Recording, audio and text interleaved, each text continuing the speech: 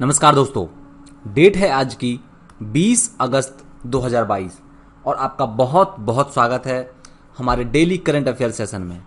साथियों, आज हम जितने भी इंपॉर्टेंट करंट अफेयर हैं उनको यहाँ पर डिस्कस करेंगे और बहुत ही कॉम्प्रिहेंसिवली, बहुत ही डिटेल में हम लोग डिस्कस करेंगे। क्लियर? तो जल्दी से सबसे पहले आप लोग सेशन को शेयर कर देंगे और जो है हम सुर्खियों के साथ में अपने सेशन की शुरुआत करते हैं। इस सेशन की पीडीएफ आप लोगों को हमारे टेलीग्राम चैनल पर मिल जाएगी। आप लोगों को टेलीग्राम चैनल जो है सिंपली जा करके ज्वाइन कर लेना है, वहां पर डेली पीडीएफ आपको अवेलेबल हो जाएगी। इसके अलावा हमारा जो एप्लीकेशन है साथियों, उसको भी आप लोग जल्दी से डाउनलोड कर लीजिएगा, जहां पर आपको बहुत सारी चीजें अवेलेबल रहेंगी। बहुत सारा कंटेंट, प्रीवियस ईयर्स के पेपर्स अगर देखने हैं आपको यूपीएससी के, वो मिल जाएंगे। अगर आपको यूपी पीसीएस के सभी प्रीलिम्स, मेंस के सभी के प्रीलिम, ये सभी जो प्रीवियस ईयर्स के पेपर्स हैं वो सभी देखने, तो वो भी मिल जाएंगे। इसके अलावा और जो बहुत सारी वहां पर सारी चीजें अवेलेबल हैं एप्लीकेशन पर, तो हमारा एप्लीकेशन आप लोग जरूर डाउनलोड कर लीजिएगा। क्लियर दोस्तों? और इसके अलावा हमारा जो अभी जो टेस्ट सीरीज का जो गिव अवे है वो अभी कंटिन्यू है। अगर अभी तक आपने ये गिव अवे नहीं लिया है तो ये एप्लीकेशन डाउनलोड करके यहाँ पर आपको फ्री में टेस्ट सीरीज अवेलेबल है। आज का दिन ही बाकी बचा हुआ है, फिर ये जो गिव अवे है ये प्लान मतलब क्लोज हो जाएगा ये। क्लियर? तो जल्दी से एप्लीकेशन को डाउनलोड करके ये टेस्ट सीरीज आप लोग जल्दी से ले लें। तो चलिए आज की सुर्खियों को शुरुआत करते हैं हम लोग। और सबसे पहले सेशन को शेयर कर दीजिए, अगर अभी तक लाइक नहीं किया है तो लाइक कर दीजिएगा इस सेशन को, और चैनल को भी सब्सक्राइब कर लीजिएगा अगर अभी तक सब्सक्राइब नहीं किया है तो। देखिए, पहली जो सुर्खियां हैं साथ वो है कि 19 अगस्त को मनाया गया विश्व फोटोग्राफी दिवस। महाराष्ट्र के मुंबई में किया गया भारत की पहली double decker AC electric bus का शुभारंभ। स्वास्थ्य मंत्रालय द्वारा शुरू किया गया पालन 1000 नामक राष्ट्रीय अभियान। हाल ही में जारी की गई तेल निर्यातक देशों के संगठन ओपेक की मासिक रिपोर्ट के अनुसार भारत में पेट्रोल और डीजल की मांग 2022 में बढ़ सकती है 7.73%। कर्नाटक ने अपने सभी सरकारी विभागों में खिलाड़ियों को नौकरी में 2% आरक्षण देने की घोषणा की। सभी घरों को स्वच्छ जल प्रदान कर गोवा बना हर घर जल प्रमाण पत्र प्राप्त करने वाला भारत का पहला राज्य। मादक पदार्थों की तस्करी को रोकने के लिए गृह मंत्रालय ने लॉन्च किया भारत का पहला पोर्टल निदान। पंजाब के संगरूर में एशिया का सबसे बड़ा कंप्रेस्ड बायोगैस संयंत्र ने व्यावसायिक उत्पादन किया शुरू। पीरियड्स प्रोडक्ट मुफ्त देने के लिए पीरियड प्रोडक्ट एक्ट माहवारी उत्पाद कानून लागू करने वाला स्कॉटलैंड बना दुनिया का पहला देश। महाराष्ट्र ने लोकप्रिय खेल दही हांडी उत्सव को साहसिक खेल का दर्जा देने की घोषणा की। तो साथियों, ये थी आज की सुर्खियां। अब आगे चलते हैं। ये हमारा बैचेज हैं, हमारे कोर्सेज हैं। इनको अभी तक आपने अगर अपने आप को इनरोल नहीं किया है तो इन कोर्सेज में आप अपने आप को इनरोल कर सकते हैं। देखिए, मिशन एसडीएम 2.0 और समर्पण बैच। इसके अलावा मिशन एसडीएम, अगर आप यूपी पीसीएस 2023 की या उससे आगे की तैयारी कर रहे हैं तो दोस्तों जो हमारा मिशन एसडीएम 2.0 है ये आपके लिए बहुत बड़ा, बहुत ज्यादा फायदेमंद साबित होने वाला है। यहां पर आपको डेली लाइव क्लासेस मिलेंगी, प्रीलिम्स, मेंस और इवन इंटरव्यू की भी। और इसके अलावा यहां पर आपको क्लास नोट्स मिल जाएंगे, पीडीएफ मिलेंगी आपको डेली बेसिस पर, और डेली बेसिस पर ही यहां पर आपको मेंस आंसर राइटिंग प्रैक्टिस कराई जाएगी। आपका वीकली एवेल्युएशन होगा मिशन एसडीएम 2.0 के तहत। बाइलिंगुअल बैच है साथियों ये, यानी कि ये जो बैच है दोस्तों ये दोनों ही भाषाओं में अवेलेबल है, हिंदी और इंग्लिश। क्लियर? हिंदी और इंग्लिश दोनों ही भाषाओं में ये आपके लिए अवेलेबल है, चाहे आप किसी भी लैंग्वेज से, किसी भी मीडियम से आप लोग तैयारी कर रहे हो। और ये दोनों ही बैच साथियों कब से शुरू हो रहे हैं? 5 सितंबर से ये दोनों ही बैच शुरू हो रहे हैं और 31 अगस्त तक इसके लिए अभी जो फिलहाल डिस्काउंट अवेलेबल है। डिस्काउंट अगर आपको लेना है तो आप लोगों को कोड यूज करना है ED400। ध्यान रखिएगा, ED400 ये कोड आपको यूज करना है, आपको डिस्काउंट मिल जाएगा। क्लियर? उसी प्रकार से अगर आप आरओ एआरओ की तैयारी कर रहे हैं 2022-23 के लिए तो समर्पण बैच आप लोगों के लिए बहुत इंपॉर्टेंट है। समर्पण बैच में अपने आप को आप लोग एनरोल करा सकते हैं। यहां पर भी 77% डिस्काउंट चल रहा है और इसके लिए भी अगर आपको डिस्काउंट लेना है तो ED400 कोड आपको यूज करना है। क्लियर दोस्तों। इसके समर्पण बैच में देखो 300 घंटे की स्मार्ट क्लासेज होंगी, ये हमारे स्मार्ट कोर्सेज हैं। क्लियर। और प्रतिदिन 2 लाइव क्लासेज आपको मिलेंगी, रिकॉर्डेड क्लासेज मिलेंगी, सभी अनुभवी अध्यापकों के द्वारा आपको पढ़ाया जाएगा। हिंदी और इंग्लिश ये भी बाइलिंगुअल बैच में अवेलेबल है, ध्यान रखिएगा। चाहे आप किसी भी लैंग्वेज से, किसी भी मीडियम से आप लोग तैयारी कर रहे हैं, आप लोगों के लिए ये बहुत इंपॉर्टेंट है। साप्ताहिक यहां पर मूल्यांकन भी कराया जाएगा। क्लियर। तो आप लोगों को ध्यान रखना है, मिशन SDM 2.0 और समर्पण बैच, दोनों बैचों में अगर आप तैयारी कर रहे हैं PCS 2023 की 24 की PCS की तैयारी कर रहे हैं तो मिशन SDM 2.0 आप लोगों के लिए बहुत इंपॉर्टेंट है। और समर्पण बैच आप लोगों के लिए, अगर RO की तैयारी कर रहे हैं तो समर्पण बैच को आप लोग ले सकते हैं। क्लियर दोस्तों। ये हमारे एग्जाम दृष्टि पर अवेलेबल हैं और एग्जाम दृष्टि के बहुत इंपॉर्टेंट कोर्सेज ये चल रहे हैं, तो जरूर आप लोग ज्वाइन करिए। चलिए, और इसके अलावा और अधिक जानकारी के लिए आप लोग हमारे इन नंबर्स पर कॉल करके भी जानकारी हासिल कर सकते हैं। चलिए, आज का हम जो अपना सेशन स्टार्ट करते हैं, सेशन की शुरुआत करते हैं कि प्रतिवर्ष विश्व फोटोग्राफी दिवस कब मनाया जाता है। देखिए गाइज, जो विश्व फोटोग्राफी दिवस है ये 19 अगस्त को, 19 अगस्त को यानी कि कल प्रतिवर्ष ये मनाया जाता है, कल के दिन 19 अगस्त को। और जो इसका उद्देश्य है फोटोग्राफी के थीम को लेकर के, फोटोग्राफी को बढ़ावा देना। और इसकी जो 2022 की थीम है, आप लोग ये याद रखिएगा, 2022 की थीम है कि लेंस के माध्यम से महामारी का लॉकडाउन, यानी कि pandemic lockdown through the lenses, lenses के माध्यम से महामारी को, यानी कि जो कहने का मतलब यह है महामारी जो है लॉकडाउन के समय हम लेंस के माध्यम से कैसे देख सकते हैं। क्लियर। और इसकी शुरुआत कब इससे हुई थी, तो साथियों इसकी जो शुरुआत होती है वो 9 जनवरी 1839 से फ्रांस में इसकी शुरुआत हुई थी। और यहीं पर पहली बार इस फोटोग्राफी, हेशले नामक व्यक्ति के द्वारा इस फोटोग्राफी शब्द का पहली बार इजाद किया गया था, तभी से इसको मनाया जाता है। 1939 से याद रखना है आप लोगों को। कब मनाया जाता है प्रत्येक वर्ष में, प्रति वर्ष ये 19 अगस्त को मनाया जाता है विश्व फोटोग्राफी दिवस।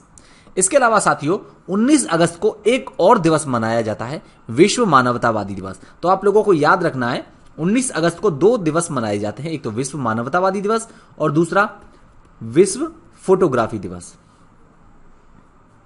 क्लियर। कौन सा, विश्व फोटोग्राफी दिवस। ये 2 दिवस मनाए जाते हैं, आप लोगों को याद रखना है।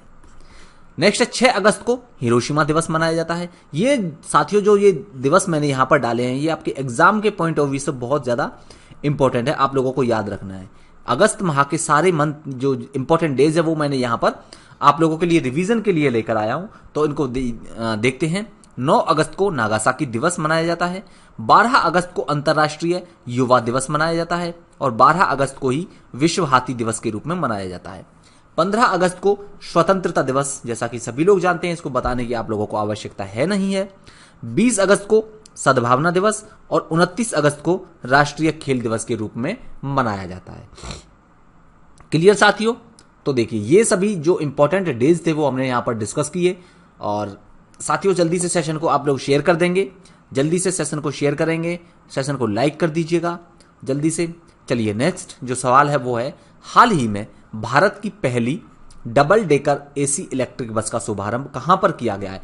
ये डबल डेकर होती क्या है, यहां पर आप देख रहे हैं डबल डेकर मतलब इसमें एक तो यहां पर नीचे और छत में भी, यानी कि 2 सीट्स की 2 जगह व्यवस्था होती है। एक तो यहां पर आप जो जनरली बसेस में होती है और उसके ऊपर भी, तो इसको डबल डेकर बोला जाता है, यानी कि एक ही बस में डबल संख्या में यात्री बैठ सकते हैं।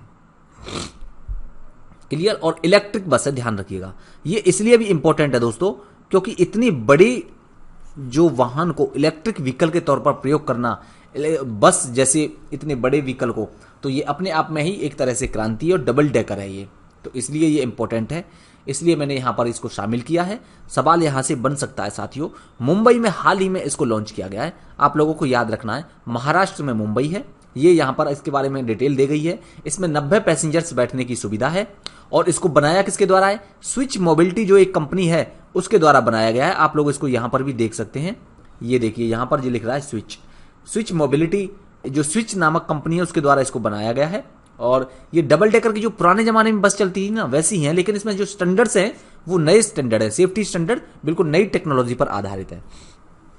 इससे फायदा साथियों ये होगा कि इससे जो प्रदूषण है डीजल और पेट्रोल के वाहनों से जैसा कि आप जानते हैं बहुत बड़े पैमाने पर लार्ज स्केल पर पॉल्यूशन होता है।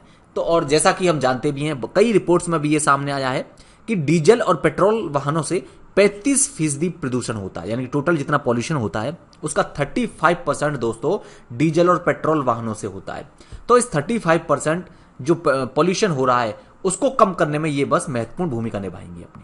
नितिन गडकरी ने, जो हमारे परिवहन और राजमार्ग मंत्री हैं, इनके द्वारा इस एयर कंडीशनर बस को अभी हाल ही में इसका उद्घाटन किया गया है। तो आप लोगों को याद रखना कहां पर, मुंबई में।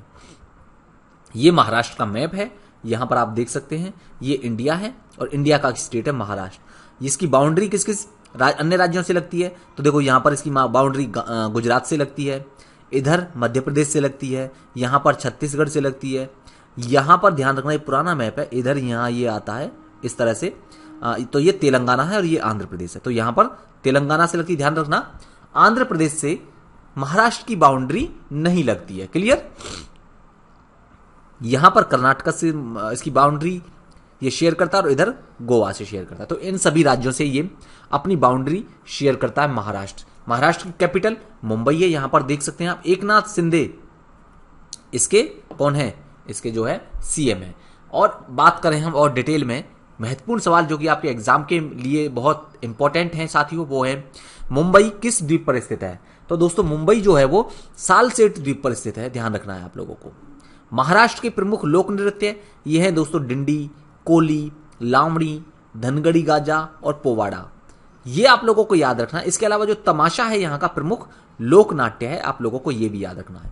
महाराष्ट्र की सबसे बड़ी झील कौन सी है, तो साथियों महाराष्ट्र की जो सबसे बड़ी झील है वो लोनार झील है और ये बुल्ढाना में स्थित है, क्लियर। कहां पर है, बुल्ढाना में, महाराष्ट्र के बुल्ढाना में है ये लोनार झील। और इसके अलावा ये क्रेटर झील है, क्रेटर झील है। क्रेटर झील क्या होती है, क्रेटर झील ऐसी झील होती है साथियों जो उल्का पिंड के गिरने से बनती है। तो आप लोगों को याद रखना है, सबसे बड़ी झील है महाराष्ट्र की लोनार झील। कहां पर है, महाराष्ट्र के बुल्ढाना में। नेक्स्ट है विश्व प्रसिद्ध अजंता और एलोरा की गुफाएं, ये कहां पर स्थित हैं, ये साथियों महाराष्ट्र में ही है, वाघोरा नदी के किनारे है। आप लोगों को यह भी याद रखना है, इस नदी का नाम इंपॉर्टेंट है। नेक्स्ट है महाराष्ट्र के त्र्यंबकेश्वर से कौन सी नदी निकलती है, तो गाइस महाराष्ट्र के त्र्यंबकेश्वर से गोदावरी नदी निकलती है, ध्यान रखना, जिसको दक्षिण गंगा भी बोला जाता है। दक्षिण की सबसे बड़ी नदी है गोदावरी। नेक्स्ट है कृष्णा नदी, ये निकलती है साथियों महाराष्ट्र के महाबलेश्वर से, क्लियर। आगे है बुंदेलखंड एक्सप्रेसवे, ये कहां पर है, यूपी में है ये, और 296 किलोमीटर लंबा है। चर्चा में था अभी हाल फिलहाल में, क्योंकि बनने के तुरंत बाद ही ये क्या हो गया, ढह गया था। तो आप लोगों को याद रखना है बुंदेलखंड एक्सप्रेसवे के बारे में। अब नेक्स्ट आगे चलते हैं। हाल ही में पालन 1000 नामक राष्ट्रीय अभियान किस मंत्रालय के द्वारा शुरू किया गया है, तो गाइज जो पालन 1000 है, पहले इसके बारे में अगर हम जानें तो ये जो है साथियों स्वास्थ्य मंत्रालय के अंतर्गत इसको शुरू किया गया है। स्वास्थ्य राज्य मंत्री ने इसकी शुरुआत करी है और वर्चुअल मोड में इसकी शुरुआत करी है, क्लियर। इसका जो उद्देश्य है साथियों, जो बच्चे हैं, बच्चों के जो पहले 1000 दिन होते हैं, यानी कि शुरुआत के जो 2 वर्ष होते हैं, वो बहुत ही उनके मानसिक, शारीरिक और भावनात्मक विकास के लिए बहुत इंपॉर्टेंट होते हैं। तो इसी चीज को ध्यान में रखते हुए उनके स्वास्थ्य को बढ़ावा देने के लिए, शारीरिक, भावनात्मक, मानसिक, संज्ञानात्मक स्वास्थ्य को बढ़ावा देने के लिए ये पालन 1000 कार्यक्रम जो है, मिशन जो है लॉन्च किया है, किसने, स्वास्थ्य मंत्रालय के द्वारा। इसका मुख्य उद्देश्य है कि पहले 2 वर्षों में बच्चों के विकास पर मुख्य से केंद्रित फोकस करना है। इसके अलावा जो बाल मृत्यु दर है, चाइल्ड जो डेथ रेट है, उसको भी कम करना इसका उद्देश्य है। 2019 में जो चाइल्ड डेथ रेट था साथियों, वो घटकर 1000 जीवित जन्मों पर कितना हो गया, 35 हो गया था, जो कि 2014 में कितना था, 45 था, क्लियर। तो आप लोगों को ये याद रखना है, पालन 1000 journey of the first 1000 day में होगा क्या, परिवारों, माता पिता और देखभाल करने वालों के लिए प्रारंभिक वर्षों के प्रशिक्षण, उनको यानी कि ट्रेनिंग भी दिया जाएगा इन सभी को, कि बच्चों के प्रारंभिक वर्षों में बच्चों की देखभाल कैसे की जाए, और परिवारों की बुनियादी जरूरतों को पूरा करने वाली भी सेवाएं इसमें शामिल है। तो आप लोगों को याद रखना है, पालन 1000 राष्ट्रीय अभियान है ये। अब जो इंपॉर्टेंट सवालों की बात करते हैं, जो कि एग्जाम के पॉइंट ऑफ व्यू से बहुत बहुत इंपॉर्टेंट है दोस्तों, यह कि पीएम आत्मनिर्भर स्वास्थ्य योजना ये कहां से शुरू हुई है, ये हाल ही में वाराणसी से शुरू की गई थी। नेक्स्ट है, इसका उद्देश्य है साथियों, जो हमारा हेल्थ इंफ्रास्ट्रक्चर है, हेल्थ इंफ्रास्ट्रक्चर को मजबूत करना इसका उद्देश्य। आप लोगों को याद रखना है क्या उद्देश्य है इसका, हेल्थ इंफ्रास्ट्रक्चर को मजबूत करना। नेक्स्ट है आयुष्मान भारत योजना। गाइज आयुष्मान भारत योजना को रांची से शुरू किया गया था, और रांची है झारखंड में, झारखंड के रांची से इसको शुरू किया गया था। 23 सितंबर 2018 से इसको लॉन्च किया गया था, आप लोगों को याद रखना है। नेक्स्ट है टेम्पल 360। साथियों टेम्पल 360 जो है संस्कृति मंत्रालय की एक पहल है। इसका उद्देश्य है कि जो भारत के बड़े टेम्पल हैं, मंदिर हैं, उनको लाइव प्रसारण उनका इस पोर्टल के माध्यम से करना है। नेक्स्ट हाल ही में मंथन मंच का शुभारंभ किसके द्वारा किया गया है, तो गाइज मंथन मंच का शुभारंभ किया गया है इसके प्रधान वैज्ञानिक सलाहकार के द्वारा किया गया था, और ये कौन थे, ये हैं साथियों अजय कुमार सूद। आप लोगों को याद रखना है, क्लियर, अजय कुमार सूद जी के द्वारा ये किया गया। नेक्स्ट है हाल ही में ग्राम रक्षा कार्ड योजना, इसको किस राज्य या केंद्र शासित प्रदेश के द्वारा लागू किया गया है, तो ये किया गया जम्मू कश्मीर के द्वारा। नेक्स्ट है स्माइल 75 पहल, ये किस मंत्रालय से संबंधित है, तो गाइज ये संबंधित है सामाजिक और अधिकारिता न्याय मंत्रालय से, आप लोगों को याद रखना है, क्लियर। ये सारी बातें हमने यहां पर ये डिस्कस करी, इंपॉर्टेंट सवाल जो कि आपके एग्जाम के पॉइंट ऑफ व्यू से बहुत बहुत इंपॉर्टेंट है गाइज। तो चलते हैं आगे। नेक्स्ट हाल ही में जारी की गई तेल निर्यातक देशों के संगठन, ये एक संगठन है गाइज ओपेक, ठीक है। इसकी मासिक रिपोर्ट इसने जारी किया है, अभी हाल ही में रिपोर्ट जारी करी है, और इसने कहा है कि भारत में पेट्रोल और डीजल की मांग 2022 में बढ़ सकती है। तो आपसे पूछा है कि कितने प्रतिशत बढ़ सकती है, गाइज इसका राइट आंसर है 7.73, इसका राइट आंसर है, यानी कि 7.73% की दर से 2022 में मांग, हमारी जो डिमांड है पेट्रोल और डीजल की बढ़ेगी। इससे नुकसान होगा देश को, क्योंकि हम जो अपना 80 से 90% हम लोग जो है अपना पेट्रोल डीजल जो है आयात करते हैं, पेट्रोलियम हम पूरी तरह से हम दूसरे देशों पर निर्भर हैं, तो हमारा फोरेक्स बाहर जाएगा, है ना, आयात करेंगे दूसरे देशों पर निर्भरता बढ़ेगी। तो ओपेक ने क्या कहा है, ओपेक क्या है, ओपेक है साथियों ऑर्गेनाइजेशन ऑफ पेट्रोलियम और ऑयल एंड ये एक्सपोर्ट कॉर्पोरेशन, यानी कि जो देश पेट्रोलियम प्रोडक्ट का निर्यात करते हैं, organisation of petroleum export countries, ये ओपेक है। ये उन देशों का संगठन है साथियों जो पेट्रोल का यानी कि पेट्रोलियम प्रोडक्ट्स का निर्यात करते हैं, ठीक है। और 13-14 इसमें देश, कितने देश शामिल हैं इसमें साथियों शामिल हैं लगभग नहीं, इसमें 14 देश इसमें शामिल हैं। इसके बारे में अगर बात करें हम लोग, इसमें देखो कहा गया है कि 7.73% की दर से ये बढ़ सकती है, और ये जो दुनिया में किसी भी देश की तुलना में सबसे तेजी से बढ़ रही है, देश में जो है पेट्रोलियम प्रोडक्ट की मांग सबसे, क्योंकि देखो भारत में अगर हम बात करें तो तेल निर्यातक देशों के संगठन जो ओपेक ने कहा है कि भारत में पेट्रोलियम उत्पादों की दैनिक मांग 2021 में कितनी थी, 47.7 लाख बैरल, और 2022 में बढ़कर ये हो जाएगी 51.4 लाख बैरल प्रतिदिन। इतना हम लोग डेली के बेसिस पर 2022 में ऑयल, पेट्रोलियम ऑयल यूज करेंगे। चीन में 1.23% की दर से बढ़ रहा है, अमेरिका में जो डिमांड है वो 3.39% की दर से बढ़ेगी, और यूरोप में 4.62% के दर से बढ़ेगी 2022 में वहां पेट्रोलियम प्रोडक्ट्स की डिमांड, जबकि भारत में इनसे कहीं ज्यादा 7.73% बढ़ेगी, ध्यान रखना है। अमेरिका और चीन के बाद भारत दुनिया का तीसरा सबसे बड़ा तेल इंपोर्टर कंट्री है और उपभोक्ता भी देश है, आप लोगों को याद रखना है। दुनिया में सबसे ज्यादा तेल आयात और उपभोक्ता कौन है, वो है अमेरिका और चीन। इसके अलावा भारत को ध्यान रखिएगा, अभी जो जून में सबसे ज्यादा तेल की आपूर्ति कहां से हुई, तो ये हुई साथियों रूस से, ये भी आप लोगों को याद रखना है, सवाल यहां से भी बन जाता है। नेक्स्ट अब हम ओपेक के बारे में बात कर लेते हैं। इसकी फुल फॉर्म है organisation of the petroleum exporting countries, यानी कि ऐसी कंट्रीज जो पेट्रोलियम प्रोडक्ट्स का एक्सपोर्ट करते हैं, उनका ये संगठन है। इसका जो उद्देश्य है साथियों वो ये है कि ये सदस्य देशों की पेट्रोलियम नीतियों का समन्वय करता है, एकीकरण करता है, और जो उपभोक्ता हैं उनको पेट्रोलियम की कुशल, आर्थिक और नियमित आपूर्ति सुनिश्चित हो सके। ये इस तरह से इसका ये काम है ओपेक का, याद रखिएगा। इसकी स्थापना कब हुई थी, इसकी जो स्थापना है साथियों वो 1960 में होती है बगदाद सम्मेलन में। किस किस के द्वारा, ईरान, इराक, कुवैत, सऊदी अरब और वेनेजुएला, इन सब के द्वारा इसकी स्थापना करी जाती है। और इसकी जो सदस्यता है वो कोई भी देश ले सकता है जो तेल का एक बड़ा निर्यातक है। अभी कितने देश हैं इसमें 14 देश हैं, और इसका हेडक्वार्टर आप लोग याद रखना है, इसका मुख्यालय है इस संगठन का, ओपेक का वियना में। अब चूंकि संगठनों से बात हो रही है तो मैंने यहां पर कुछ संगठन आप लोगों के लिए रखे हैं, आप लोगों के लिए ये संगठन जिनका हेडक्वार्टर मैंने बताया है, क्योंकि सवाल यहां से बन जाते हैं कि किस संगठन का हेडक्वार्टर कहां पर है। तो देखिए WHO का यानी कि वर्ल्ड हेल्थ ऑर्गेनाइजेशन का जो संगठन है, इसका जो हेडक्वार्टर है साथियों वो है जेनेवा में। एमनेस्टी इंटरनेशनल का हेडक्वार्टर लंदन में है।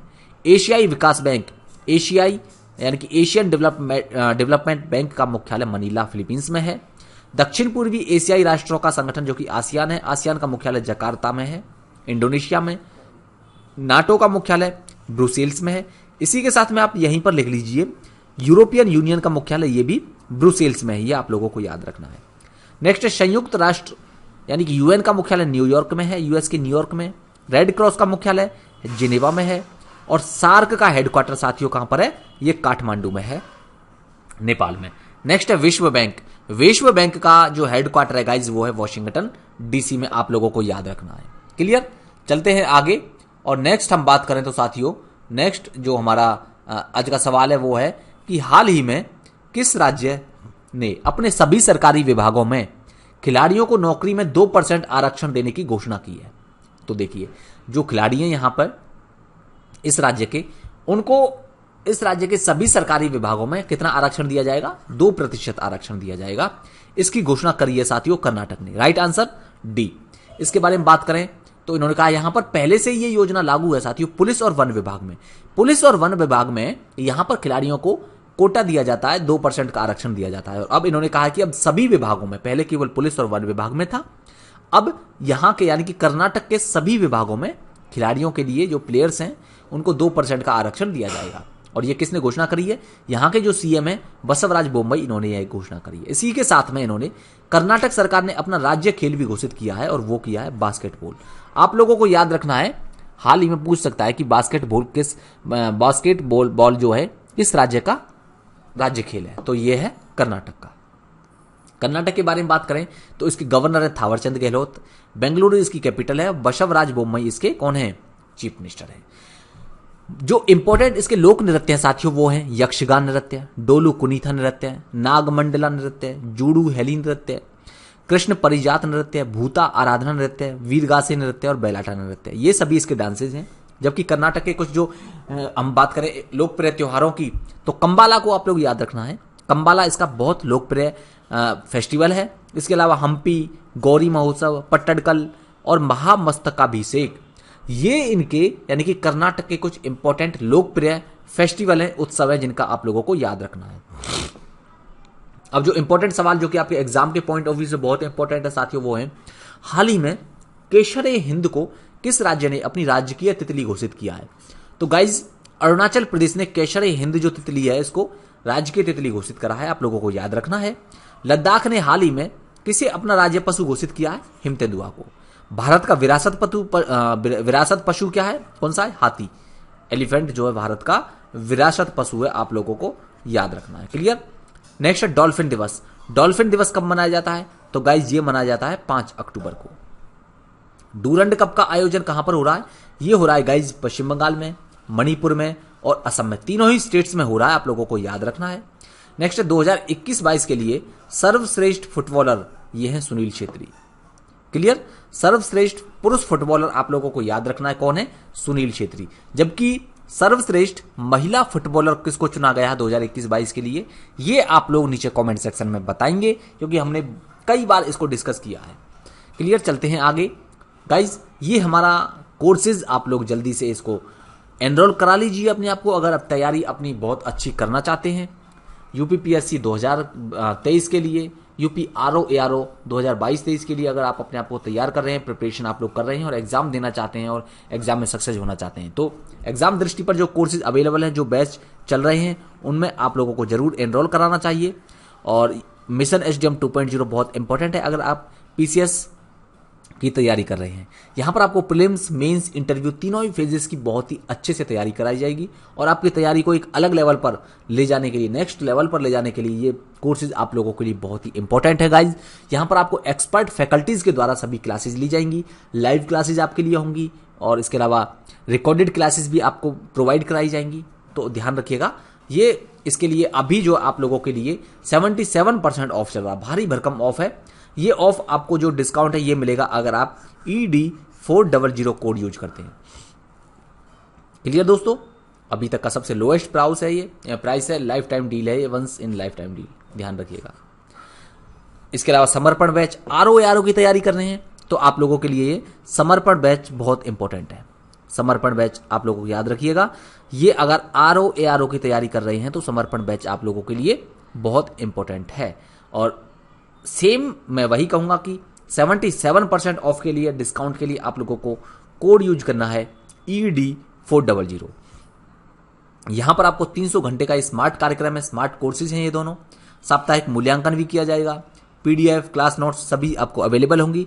और आपको लोग ध्यान रखना है, आप लोगों को दोनों ही जो बैच है साथियों वो बाइलिंगुअल है, यानी कि चाहे आप हिंदी मीडियम से तैयारी कर रहे हो या फिर आप इंग्लिश मीडियम से तैयारी कर रहे हो, तो ये जो है दोनों ही बैच कैसे हैं, ये दोनों ही बाइलिंगुअल बैचेज हैं, आप लोगों को याद रखना है। क्लियर? चलते हैं आगे। नेक्स्ट, हाल ही में हर घर जल प्रमाण पत्र प्राप्त करने वाला भारत का पहला राज्य कौन सा है? देखिए बहुत इंपॉर्टेंट है गाइस, हम पहले से ही इसके बारे में डिस्कस करते आ रहे हैं, लेकिन अब जो है गोवा को सर्टिफिकेट दे दिया गया है, यानी कि अब सर्टिफाइड हो गया है गोवा।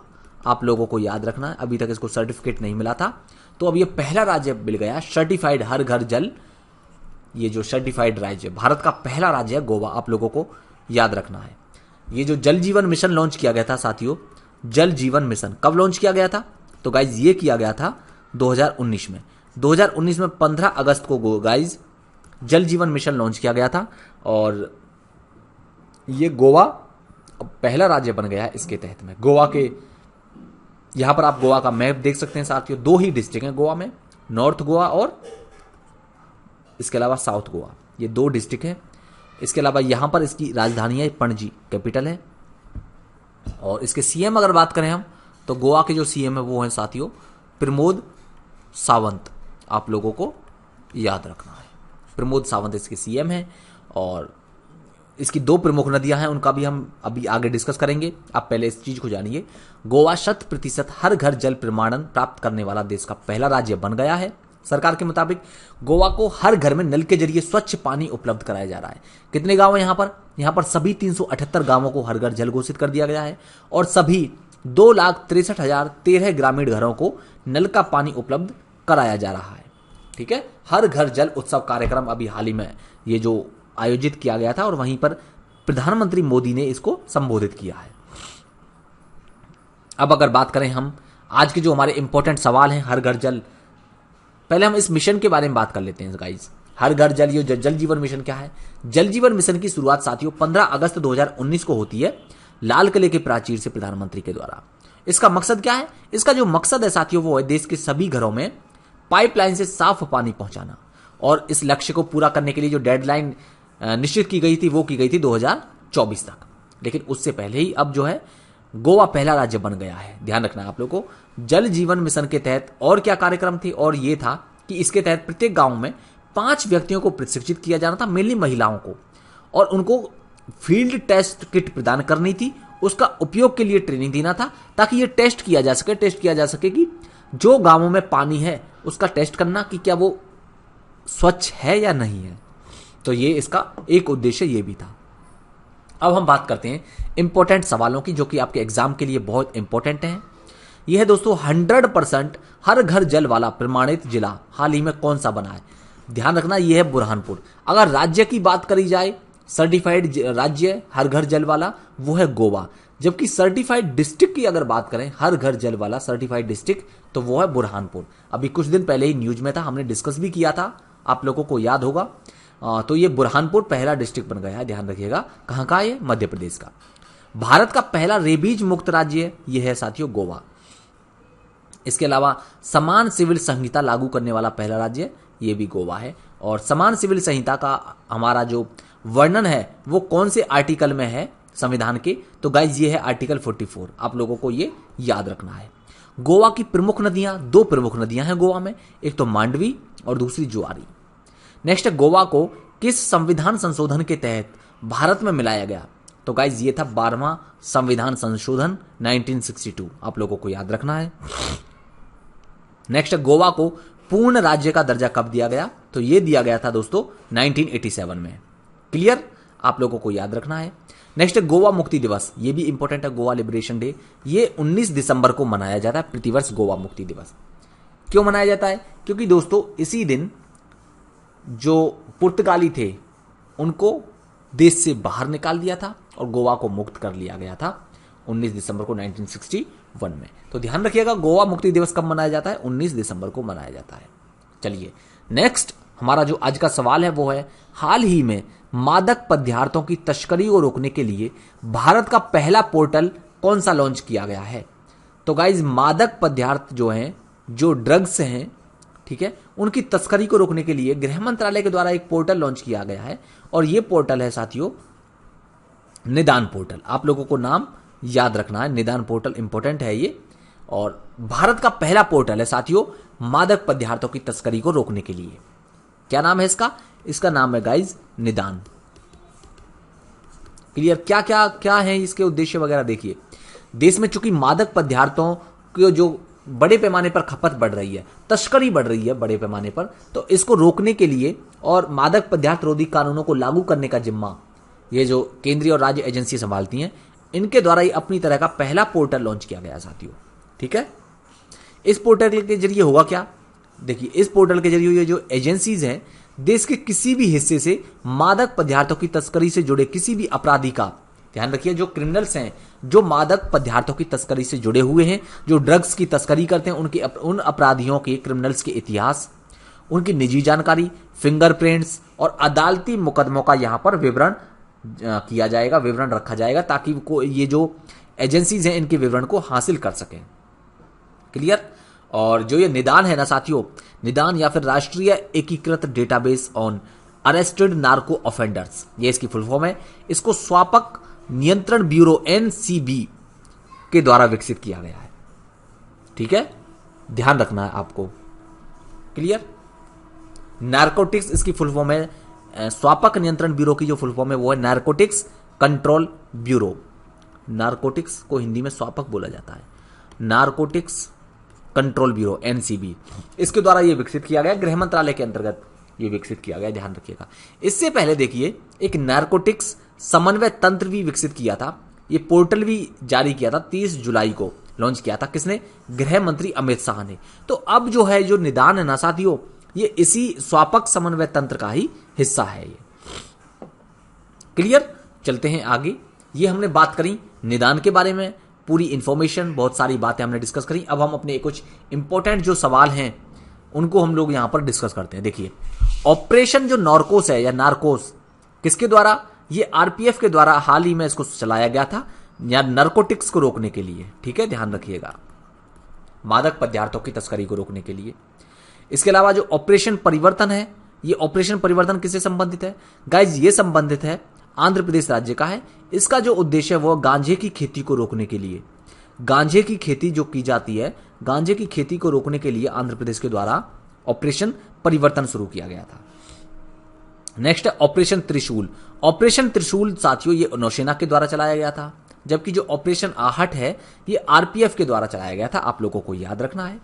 ऑपरेशन मेघदूत की अगर बात करें तो 1984 में भारतीय सेना के द्वारा ये ऑपरेशन मेघदूत सियाचिन में चलाया गया था, आप लोगों को ये भी याद रखना है। Operation Ganga, operation Ganga Ukraine से भारतीयों को, क्योंकि रूस और यूक्रेन का साथियों क्या हो रहा है, युद्ध चल रहा है, तो रूस और यूक्रेन के युद्ध के तहत भारतीय जो वहां फंसे हुए थे, अपने इंडियंस को बाहर निकालने के लिए और उनको वापस इंडिया लाने के लिए ये ऑपरेशन मेघदूत शुरू किया गया था, आप लोगों को याद रखना है। नेक्स्ट है ऑपरेशन गंगा। ऑपरेशन गंगा साथियों यूक्रेन से भारतीयों को निकालने के लिए ऑपरेशन गंगा था, और ऑपरेशन देवी शक्ति ये अफगानिस्तान से भारतीयों को निकालने के लिए था। क्लियर? नेक्स्ट है फारस की खाड़ी में भारतीय जहाजों को निकालने के लिए कौन सा संकल्प हमने लिया, कौन सा ऑपरेशन लॉन्च किया गया था? तो साथियों ये लॉन्च किया गया था ऑपरेशन संकल्प, आप लोगों को ये भी याद रखना है। क्लियर? चलते हैं आगे। नेक्स्ट जो हमारा सवाल है वो है साथियों, गाइज अगर आपको कंटेंट अच्छा लग रहा है, वीडियो अच्छी लग रही है, सेशन अच्छा लग रहा है, तो जल्दी से शेयर कर दीजिए हमारे सेशन को लाइक करिए। क्लियर? और अपने यार दोस्तों के साथ में, भाई बंधुओं के साथ में, सभी के साथ में सेशन को शेयर करिए ज़्यादा से ज़्यादा। क्लियर? तो चलिए, बहुत शानदार सेशन चल रहा है गाइज। हाल ही में एशिया का सबसे बड़ा कंप्रेस्ड बायोगैस संयंत्र सीबीजी संयंत्र ने व्यावसायिक उत्पादन शुरू कर दिया है। ये किस राज्य में है? तो गाइज ये है पंजाब में। पंजाब, देखिए पंजाब के संगरूर में अप्रैल 2022 में ये जो है ये कंप्रेस्ड बायोगैस प्लांट का उद्घाटन किया था, और अब इसने व्यावसायिक उत्पादन शुरू कर दिया। ध्यान रखिएगा, कहां पर? पंजाब के संगरूर। पंजाब में संगरूर एक जिला है, यहीं पर इसका निर्माण किया गया था, इस प्लांट का। और जो इसका उत्पादन होगा ना साथियों, वो होगा जो पराली होती है ना, पराली, धान की जब खेती करते हैं और धान की कटाई के बाद में जो उसके नीचे जो डंठल बच जाते हैं उनको पराली बोलते हैं। तो इस पराली से उत्पादन किया जाएगा इस बायोगैस, कंप्रेस्ड बायोगैस का। आप लोगों को याद रखना, कहां पर? पंजाब में इसका व्यावसायिक उत्पादन शुरू कर दिया है। और जो ये जो कंप्रेस्ड बायोगैस जो इसका जो उत्पादन प्रोड्यूस जो होगा यहां पर, उसका आपूर्ति यानी कि सप्लाई किसको की जाएगी? देखिए, उसकी सप्लाई की जाएगी आईओसी को, इंडियन ऑयल कॉर्पोरेशन को इसकी सप्लाई करी जाएगी। क्लियर? कितना क्षमता है इसकी? इस प्लांट की जो क्षमता है साथियों वो है 33.23 टन प्रतिदिन ये उत्पादन करेगी सीबीजी का। और इसके अलावा कहां पर है? एशिया का सबसे बड़ा कंप्रेस्ड बायोगैस संयंत्र है, आप लोगों को याद रखना। पंजाब के संगरूर जिले में है ये, और अब इसने वाणिज्यिक उत्पादन शुरू कर दिया है। आप लोगों को ये भी याद रखना। मैंने अभी बात करी इसकी सप्लाई की, तो साथियों इसकी सप्लाई जो है वो इंडियन ऑयल कॉर्पोरेशन लिमिटेड को की जाएगी, और धान के अवशिष्ट से इसका उत्पादन किया जाएगा, यानी कि पराली से इसका अवशिष्ट किया जाएगा। तो ये सारी बातें हमने शुरू डिस्कस करी। जो ये प्लांट है ना साथियों, कंप्रेस्ड बायोगैस संयंत्र, इसको अप्रैल 2022 में चालू किया गया था, और अब इसने वाणिज्यिक उत्पादन शुरू कर दिया है। क्लियर? दोनों चीजों में डिफरेंस है ना, समझ में आया सारी चीजें? चलते हैं आगे। अब जो ये इंपॉर्टेंट सवाल, बहुत इंपॉर्टेंट है आपकी एग्जाम की दृष्टि से, वो है बायोगैस हाइड्रोजन प्लांट। ये खंडवा मध्य प्रदेश में शुरू किया गया है। बायो सीएनजी प्लांट कहां पर है? इंदौर के मध्य प्रदेश में। दोनों को आप लोग याद रखना, दोनों ही बहुत इंपॉर्टेंट है। एक तो है बायो हाइड्रोजन प्लांट और दूसरा है bio CNG plant. Bio CNG plant Indore में है, जबकि बायो हाइड्रोजन प्लांट कहां पर है? खंडवा में। नेक्स्ट है ग्रीनफील्ड एथेनॉल प्लांट। साथियों greenfield ethanol plant Purnia Bihar में है, इसको बिहार में इसका उद्घाटन किया गया है हाल ही में। और जैव ईंधन पर राष्ट्रीय नीति कब अधिसूचित की गई थी? तो साथियों जो बायोफ्यूल है उस पर नेशनल पॉलिसी आई थी जून 2018 में, आप लोगों को याद रखना है। क्लियर? जून 2018 में। नेक्स्ट है पेट्रोल में 20% एथेनॉल के मिश्रण का लक्ष्य कब तक रखा गया है? तो गाइज ये रखा गया 2025-26 कर दिया है उसको, पहले ये था 2030, तो अब जो है 2030 से घटा करके कितना कर दिया है इसको? 2025-26। नेक्स्ट है केंद्र सरकार ने ऊर्जा क्षेत्र में आत्मनिर्भर बनने का लक्ष्य कब तक रखा है? तो गाइज जो केंद्र सरकार ने एनर्जी में आत्मनिर्भर बनने का लक्ष्य रखा है 2047 तक। कब तक रखा है गाइज? 2047 तक रखा है, आप लोगों को याद रखना है। नेक्स्ट है भारत ने नेट जीरो उत्सर्जन का लक्ष्य कब तक रखा है? 2070 तक। क्लियर? नेट जीरो का मतलब यह होता है कि हम जितना कार्बन प्रोड्यूस कर रहे हैं, जितना भी कार्बन का हम लोग एमिशन कर रहे हैं, उसको उतने ही कार्बन को एब्जॉर्ब कर लिया जाए। तो इससे होगा क्या? कार्बन बचेगा क्या? जब जितना कार्बन हमने एमिट किया उतना ही कार्बन हमने एब्जॉर्ब कर लिया, तो क्या हुआ? जीरो। तो जीरो कार्बन एमिशन रहेगा, इसी को बोलते हैं नेट जीरो उत्सर्जन। क्लियर? भारत कार्बन उत्सर्जन तीव्रता में कितने प्रतिशत की कमी के लिए प्रतिबद्ध है? तो गाइज भारत जो है अभी फिलहाल 40 से 45 कार्बन उत्सर्जन तीव्रता में कमी के लिए प्रतिबद्ध है, आप लोगों को याद रखना है। नेक्स्ट आज का जो इंपॉर्टेंट सवाल है वो है साथियों कि पीरियड प्रोडक्ट्स मुफ्त में देने के लिए पीरियड प्रोडक्ट एक्ट लागू करने वाला दुनिया का पहला देश कौन सा बन गया है? तो गाइज बहुत इंपॉर्टेंट है, दुनिया का पहला देश बन गया है स्कॉटलैंड। यूरोप का एक कंट्री है ये स्कॉटलैंड, आप लोगों को ध्यान रखना है। इन्होंने एक कानून अब लागू कर दिया है, कानून बना दिया है, उसमें कहा गया है कि पीरियड प्रोडक्ट्स हैं जो है महिलाओं को मुफ्त में दिए जाएं, फ्री में इनको दिया जाएगा। ये पहला देश बन गया है स्कॉटलैंड, आप लोगों को याद रखना है। ठीक है? और इससे संबंधित कानून लागू कर दिया है, कानून लागू करने वाला पहला देश है स्कॉटलैंड। और ये दुनिया जो कानून लागू होते ही दुनिया की पहली ऐसी सरकार बन गई है, आप लोगों को याद रखना, जो कि मासिक धर्म से संबंधित उत्पादों को निशुल्क पहुंच के अधिकार की कानूनी रूप से रक्षा करती है। यानी कि अब महिलाओं का ये कानूनी रूप से अधिकार है कि वो पीरियड प्रोडक्ट फ्री में प्राप्त कर सके। कहां की सरकार? स्कॉटलैंड, ध्यान रखिएगा, पहला देश बन गया। और कानून में यह कहा गया कि यहां पर स्कूल्स में, महाविद्यालयों में यानी कॉलेजेस में, यूनिवर्सिटीज में और स्थानीय सरकारी निकायों के लिए अनिवार्य कर दिया गया है कि वे अपने टॉयलेट्स में टेम्पोन और सैनिटरी नैपकिन फ्री में उपलब्ध यहां पर जो ये सभी प्रोडक्ट्स उपलब्ध करवाएं। तो ये सारी बातें हमने इसके बारे में डिस्कस करी। ये यहां पर मैप है स्कॉटलैंड का, आप लोग देख सकते हैं, ये स्कॉटलैंड है और ये इसकी कैपिटल है एडिनबर्ग। इसकी जो बाउंड्री यहां पर केवल यूनाइटेड किंगडम से लगती है, ध्यान रखिएगा। इधर ये नॉर्थ सी है और ये अटलांटिक ओशन है। इसके बारे में कुछ और बात करें तो यहां पर है, देखिए ये है आउटर हेब्रिडीज और ये है इनर हेब्रिडीज। यहां पर नॉर्दर्न हाईलैंड इसको देख सकते हैं आप लोग स्कॉटलैंड में। ये है इसकी कैपिटल एडिनबर्ग, ये एडिनबर्ग इसकी कैपिटल है, क्लियर। ग्लासगो यहीं पर ही है, ग्लासगो जो कि COP26 कहां पर हुआ था, ये ग्लासगो में ही हुआ था, क्लियर। COP26 कहां पर हुआ, ग्लासगो में। और इसके अलावा कुछ और चीजें इसके बारे में बात करें, ये 5th और 4th इधर है, मोरे 5th, यहां पर नॉर्थ चैनल है, आप लोग ये भी ध्यान रखिएगा। यानी कि नॉर्दर्न आइलैंड और ये जो है स्कॉटलैंड के बीच में कौन सा चैनल है, नॉर्थ चैनल, आप लोगों को याद रखना है। सी ऑफ द हेब्रिडीज है ये यहां पर। चलते हैं आगे। अब इंपॉर्टेंट सवाल जो कि आपके एग्जाम की दृष्टि से बहुत इंपॉर्टेंट है, वो ये है कि बाल्टिक देश, बाल्टिक देशों में कौन कौन से देश आते हैं। ये है साथियों एस्टोनिया, लाटविया, लिथुआनिया, ये सभी देश बाल्टिक देशों में आते हैं, क्लियर। नेक्स्ट स्कैंडिनेवियन कंट्रीज, कौन कौन, मतलब कौन सी कंट्रीज को स्कैंडिनेवियन कंट्रीज बोला जाता है। ये है साथियों नॉर्वे, स्वीडन, डेनमार्क, ये सभी कंट्री स्कैंडिनेवियन कंट्रीज होती हैं, क्लियर। नेक्स्ट ओमिक्रॉन वैक्सीन को मंजूरी देने वाला पहला देश है ब्रिटेन। यूरोपीय महाद्वीप की सबसे ऊंची चोटी यह है गाइस माउंट एल्ब्रूस। और मध्य यूरोप की सबसे बड़ी पर्वतमाला आल्प्स, यानी कि एल्प्स पर्वतमाला जो है मध्य यूरोप की सबसे बड़ी पर्वतमाला है, आप लोगों को याद रखना है। नेक्स्ट है यूरोप की सबसे बड़ी नदी कौन सी है, तो गाइस ये है वोल्गा नदी। और इसके अलावा जो अगला सवाल है वो यूरोप में कुल कितने देश हैं, 44 देश है। वैसे साथियों छोटा सा महाद्वीप है, आपको लगता होगा कि इसमें कोई 10-12 देश होंगे, लेकिन ऐसा नहीं है, छोटे छोटे छोटे छोटे इसमें बहुत सारे देश हैं, इसमें लगभग 44 देश हैं, आप लोगों को याद रखना है।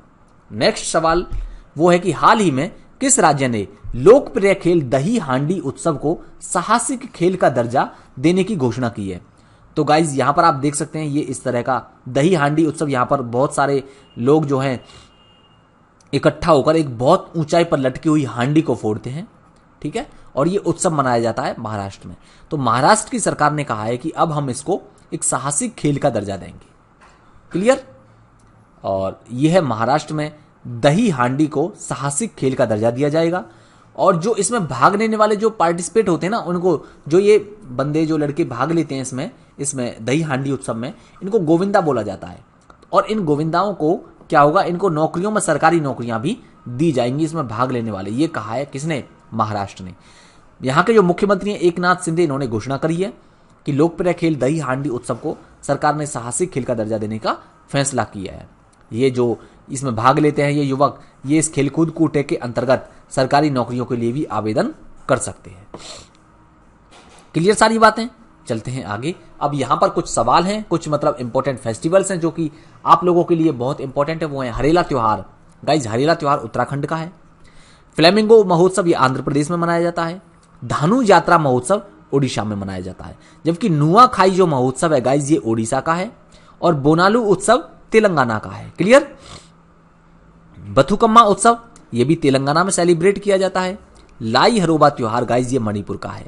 और देव सूर्य महोत्सव ये बिहार में सेलिब्रेट किया जाता है, आप लोगों को याद रखना है। नेक्स्ट है शिरुई लिली महोत्सव ये मणिपुर का है। और आदि महोत्सव गाइज ये लेह लद्दाख में सेलिब्रेट किया जाता है। जबकि लोसर महोत्सव गाइज लद्दाख का है। और लोसांग महोत्सव ये सिक्किम का है, आप लोगों को ये भी याद रखना है। नेक्स्ट है हॉर्नबिल फेस्टिवल ये नागालैंड का है। मांडू महोत्सव मध्य प्रदेश में मनाया जाता है। अंतरराष्ट्रीय चेरी ब्लॉसम फेस्टिवल मेघालय का है। जबकि चापचार कूट महोत्सव मिजोरम में। और फुलदेई त्योहार जो है उत्तराखंड का है ये। जबकि मिर्च महोत्सव मध्य प्रदेश में सेलिब्रेट किया जाता है, आप लोगों को याद रखना है। ये आज का जो सवाल है साथियों, जिसका आप लोगों को नीचे कमेंट सेक्शन में सभी लोग अटेम्प्ट करेंगे इस सवाल को कि हाल ही में मेक इंडिया नंबर 1 मिशन किस राज्य ऑब्लिक केंद्र शासित प्रदेश के द्वारा लॉन्च किया गया है। तो गाइज ये किया गया है, आप लोग बताएंगे, मैं नहीं बता रहा। क्विक रिवीजन कर लेते हैं हम कल का 19 तारीख का क्विक रिवीजन देखते हैं कि 30 अगस्त से 5 सितंबर तक वोस्टॉक 2022 अभ्यास कहां पर आयोजित होगा। तो गाइज ये होगा रूस में। आप लोगों को याद रखना है। नेक्स्ट है, हाल ही में अमिताभ चौधरी का निधन हो गया, वे किस संस्था से जुड़े हैं? तो गाइज ये जुड़े हैं बीसीसीआई से। Right answer is C. हाल ही में केबीएल अमृत समृद्धि योजना किस बैंक द्वारा लॉन्च की गई है? तो गाइज ये की गई है कर्नाटक बैंक के द्वारा। Right answer is a. Next है, हाल ही में भारत का पहला 3D प्रिंटेड मानव कॉर्निया कहां पर विकसित किया गया है? गाइज ये किया गया है हैदराबाद में। Right answer is D.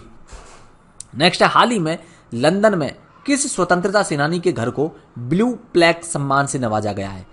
Right answer is D, sorry A. Dadabhai Naoroji के जो घर को ब्लू प्लैक सम्मान दिया गया है, आप लोगों को याद रखना है। नेक्स्ट है, हाल ही में किस भारतीय को संयुक्त राष्ट्र के उच्च स्तरीय इंटरनेट पैनल में नियुक्त किया गया है? गाइज ये हैं अल्केश कुमार शर्मा। इंटरनेट का जो उच्च स्तरीय पैनल है, इनमें नियुक्त किया गया है इनको। Right answer is B. Next है, हाल ही में रक्षा मंत्री राजनाथ सिंह ने भारतीय सेना को मजबूत बनाने के लिए कौन सा सिस्टम प्रदान किया है? तो गाइज ये किया गया है F-INSAS सिस्टम। नेक्स्ट है, हाल ही में चर्चा में रही गार्डा झील किस देश में है? ये है इटली में। Right answer is C. Next है, हाल ही में WHO ने किस वायरस के वेरिएंट को क्लैड 1, क्लैड 2A और क्लैड 2B नाम दिया गया है? तो ये है मंकी पॉक्स के वेरिएंट है, WHO ने इनको नाम दिया गया है, याद रखना आप लोग को। और राइट आंसर इज सी। और नेक्स्ट सवाल है, हाल ही में किस राज्य का आदिवासी बहुल जिला मंडला देश का पहला कार्यात्मक रूप से साक्षर जिला बन गया है? तो गाइज ये है मंडला जिला जो है मध्य प्रदेश का। ध्यान रखिएगा। Right answer is D. ये साथियों आज की डिस्कशन थी। उम्मीद करता हूं आप लोगों को पसंद आया होगा, सेशन अच्छा लगा होगा, आपको बहुत सारी नॉलेज मिली होगी। आपके एग्जाम की दृष्टि से बहुत सारी इंपॉर्टेंट चीजें हमने ये सवाल सारे यहां पर डिस्कस किए। और गाइज ये हमारे कोर्सेज हैं जिनमें आप लोगों को जरूर एनरोल करना चाहिए। अगर आप पीसीएस की तैयारी कर रहे हैं, यूपी आरओ की तैयारी कर रहे हैं, तो मिशन एसडीएम 2.0 ये गाइज आप लोगों के लिए तैयारी को बूस्टअप देने के लिए बहुत इंपॉर्टेंट है। एक तरह से बहुत ये एक कॉम्बो पैकेज है। यहाँ पर आपको प्रीलिम्स और मेंस और इंटरव्यू तीनों ही फेजेस की तैयारी कराई जाती है यहाँ पर आपको, और दोनों ही बैच ये बाइलिंगुअल में है। यहाँ पर साथियों अभी जो है 77% का डिस्काउंट चल रहा है। अगर आप लोगों को डिस्काउंट चाहिए तो आप लोगों को कोड यूज करना है ED400 और आप लोगों को डिस्काउंट मिल जाएगा। उसी तरह से समर्पण बैच RO के लिए है, इसके लिए भी 77% डिस्काउंट चल रहा है और इसके लिए आप लोगों को ED400 कोड यूज करना है। यहां पर आप लोगों को और अधिक जानकारी के लिए आप लोग हमारे इन कॉन्टैक्ट्स नंबर पर जरूर कॉल करें। आप लोग को काउंसिल ले सकते हैं इन नंबर्स पर कॉल करके, और अधिक जानकारी आप लोग हासिल कर सकते हैं। क्लियर दोस्तों? तो ये बहुत ही इंपॉर्टेंट है, आपको एक्सपर्ट फैकल्टीज के द्वारा ये सभी क्लासेस कराई जाती हैं। तो चलिए इसी के साथ में वीडियो का एंड करते हैं। ये कोर्सेज में आप लोग जरूर अपने आप को एनरोल करिएगा। इसी के साथ में वीडियो का एंड करते हैं। Thank you so much.